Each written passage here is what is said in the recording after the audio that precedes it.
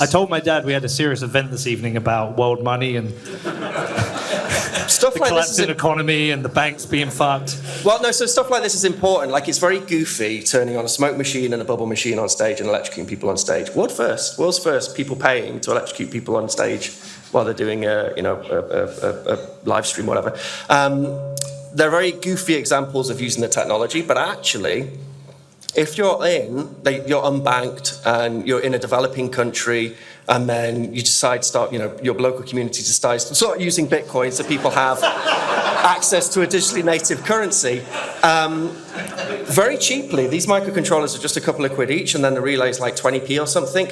You can start like retrofitting things to accept Bitcoin, and people can have access to a digitally native payments technology, which is, you can't do this with Visa, do you know what I mean? So it's far superior to Visa. So they're like goofy examples of using the technology, but actually, how's the arm there? Like Popeye. But actually, like what you can do with this technology is very profound, that's what I'm trying to say, but being electrocuted keeps distracting me. Okay.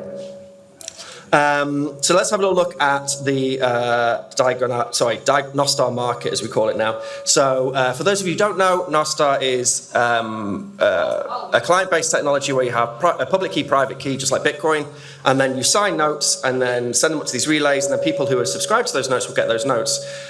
So with our Nostar market here, I'm going to generate a new key, which I've just done right now. So now I've got a new key pair. You can use keys which, your own public key, private key if you want to, or you can generate them somewhere else. Once I've done that, I can create a new stall, here we go, shipping zone first. So I have to make a shipping zone first. So I'm going to make a shipping zone, I'm going to call it free. How much time we got? As much time as you want. Okay. Cost of shipping, okay, it's free. I'm going to create a new stall. So if you imagine like a marketplace, OpenBazaar tried to do this, but it didn't quite work. You have market stalls which merchants control. You go to the market stall, and then you pay for some products, and then you visit another market stall. That's kind of like the way in which we're the model in which we've built this on. So if I call this Ben's shop, and then I could put a description if I want to, but I'm just going to, all payments are going to be pulled from this wallet which I've selected, the Selling Bits wallet. And then I've got to select a shipping zone, create stall. I'm sort of scared this thing's going to electrocute me at any moment. Once I've created my stall, I can add new products. So I'm going to add a new product here, and I'm going to add a t-shirt, description, clothes, I suppose. Oh. So you can add like categories, and then we're going to insert an image URL, and here we are. Got this guy here. Copy image address. Put that in there, and then how much we're going to charge for the t-shirt, say 200 sats. Quantity, we've got 100 of those to sell. Great product. And so now, as a merchant, I've created my products, I've created a stall. Yep, that's cool, fair enough. But if I go to my market clients, this is a completely separate client. You could run this offline, you can run it. In fact, this server is running offline. You could also run this just as a separate client, just on a github.io website or something. And then if I go to market here, and add merchants, if I take this public key and pop it in here, then over the Nostra network, if we add that, well, the first demo worked, so hopefully this demo will work as well. Here we go. So what just happened then was this is just a front-end client. It's not doing any HTTP GET requests or POST requests or anything. I literally just said, I want to subscribe to any data this public key has. And then it pulled down from a relay this product here. Like I said, this is completely client-side, and actually I'm running this locally, so I'm not even like using DNS, I'm not using a web server or anything. It's just pushing it through a relay. And now I can change the color theme there. Let's go for a more of a Bitcoin color theme. If I go to visit stall, I can add that to my cart. And then if I go to checkout, this is the bit which, actually I think I need to log in first. I'll just generate some random keys, add key, and then if I go to checkout, enter your public key. Oh, I'm logged in right there. Maybe I need to refresh. So all communication this is what's great about Nostr. If you think about with HTTP, you do a GET and a POST request, and then you're hitting these web servers. With this, you're just doing, this is all based on Nostr DMs. So they're encrypted direct messages between two clients and two key pairs. So this is a truly censorship-resistant marketplace. Right, okay, there we are. I've got my keys there. And then I click on that, click on checkout. And then this is a bit probably where it will fail. Oh, there we are. Then it generates an invoice. And then if I pay that invoice, can someone pay that invoice for me? I'm just scamming more sats out of people. And all this communication is happening between the merchant, the merchant client and the marketplace client is all happening through the Nostr network over encrypted DMs. It's pretty cool. Even the fetching of that invoice. Oh, there we go. How much you pay me? See if that registers. Oh, nice. There we are. Cool. And then once I've paid for that product, if I click here, I should be able to see, here we go. Here's my, so this is a direct message. So this is, because we're encrypting the information, they come through as DMs, we can now message the merchant and say, where is my T-shirt? Oh, there we are. And that was a Nostr direct message. In fact, so when we were first working on Nostr, I made the first kind of Twitter client on Nostr a couple of years ago, and I really wanted direct messages to be in there. And actually, people in there in the Nostr community were like, "We don't need direct messages," and I was like, "Well, that's a useful part of Twitter, for example." So it was me and Fusion44, who's a Raspberry Blitz developer, who's actually here in the audience now.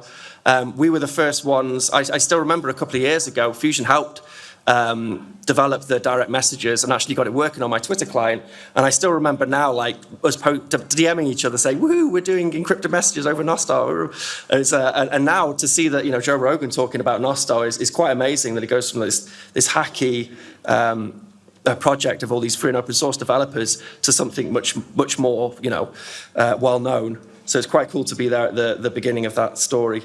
Right, okay, so if I go here now and I select the customer, I should see, where's my T-shirt?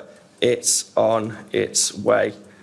And again, that's all happening over Nostr direct messages, the buying and selling of the products, and then also the encrypted messaging between, got a bug there, the encrypted messaging between the merchant and the customer as well. So we launched that this week. Really cool, and then there's lots of other clients who are also going to be implementing this. So the problem of censorship-resistant marketplaces is solved.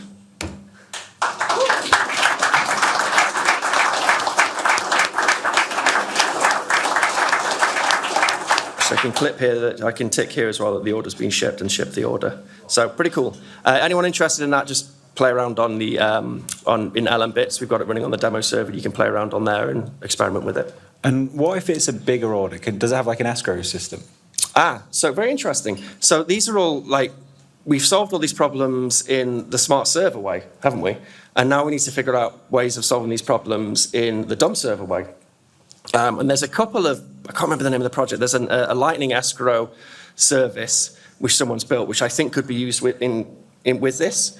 But then also maybe some sort of relay, some of the relays. We have to be careful that we don't because you've got the spectrum of convenience, where making something more convenient just means it's more centralized. So you could have a relay service which maybe offers some escrow stuff in it, but then you have to be careful that obviously it doesn't start to centralize. But this is going to be the constant battle with Nostr, I think. But yeah, the other one as well is reputation as well, after you've made the trade. Again, I mean, there's great people working on solving these problems. If you go on the Nostr protocol website and you look at all the PRs which are in there, there's lots of proposals for reputation systems and how we can get around that. I think there may also actually be NIPs which have been merged with solutions on how to do reputation. But yeah, you can build so many things with Nostr. It's very exciting. And what's really exciting about it is Bitcoin. It's been built. It's not Bitcoin. Nostr isn't Bitcoin, but it's been built by Bitcoiners, and it can't help but lean towards being Bitcoin-y. So we have Zaps now in Nostr. It's a great way to show how digitally native micropayments can be very powerful on a social network. So yeah, it's I think as a driver, it's going to be the next thing which really pushes and drives in Bitcoin. Is going to be people just engaging with Nostr and seeing Bitcoin working so well with it. Amazing. Okay, stuff. my only question is, it's quite complicated what you've done there. Do you expect to get to a point where it would be easy for a normie to be able to build a shopfront? Yeah, so I mean, like, is that complicated really? So, like, go on a WooCommerce website, add products to a WooCommerce website, you'll need to add shipping, you'll need to add the products. Yeah. And then, so, like, one of the things which is trickiest is probably adding the public keys, but you could go to a marketplace, we can add the public key in the URL here, but actually you could just have, like, a list of public keys in a GitHub repo.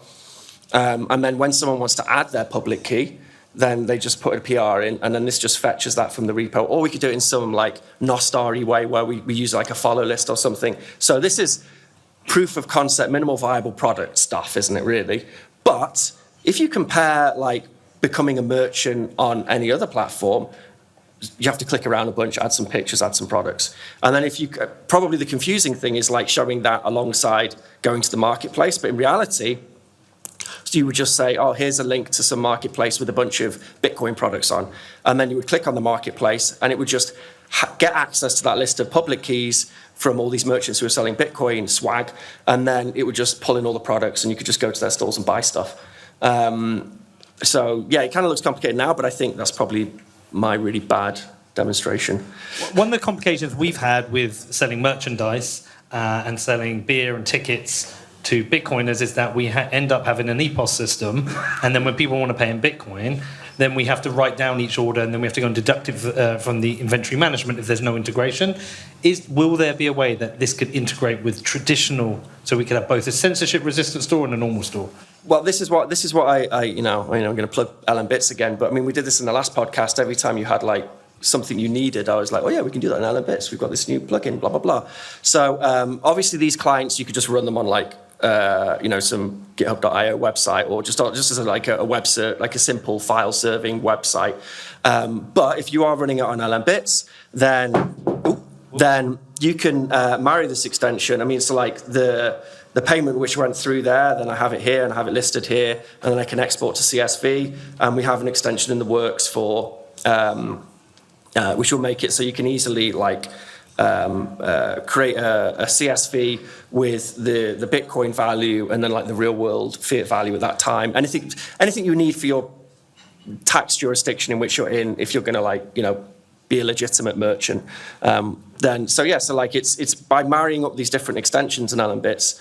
You can totally like service that need, I think. We should get together and build a store then, because when on our store, people are always struggling to find where they can pay in Bitcoin because they have to get towards the end. We should get together and do that. Yeah, totally. I mean, like, so even like with us, like we have in LM Bits, we've got like our sorry, we have. You get electrocuted again. So in LM Bits, we have our shop, and it's a WooCommerce site. Okay. Well, we're selling like the hardware stuff, which we do, and the POS. I have a POS for you. Wait there. You're not attached to wires, Danny. Could you just pick up that tiny little 80s looking calculator? So we got BC, Black Coffee, who runs our web shop. He's made you this is an offline point of sale, so you can have that in the bar of the football club, and then someone, if they want to make a payment, they just turn it on. So if you turn it on now, hopefully it's got battery. You can very easily just like input an amount. It's in the fiat value as well. And then when you pay it, you can confirm, I think I've shown you this before, you can confirm the payment by using a PIN with the wallet. But it's very simple, very easy, and you don't have to connect to the internet as well. So you can just have that behind the bar, click it on, boom, boom, boom, make a payment. I mean, it's maybe using a phone might be easier for accepting Bitcoin payments, but it's kind of cool how you got like a $15 device, very good for unbanked countries who want to start accepting Bitcoin, particularly if they've got like limited internet infrastructure. And BC's done a really nice job, and he's 3D printed. He's 3D printed a case for you there with the real Bedford logo on and everything. So thank you, BC. That's very, very cool. Yeah. Nice one. All right, well, we're going to move on to James Lavish and Larry Lepard in a second. Just a warm round of applause. Thanks to Ben.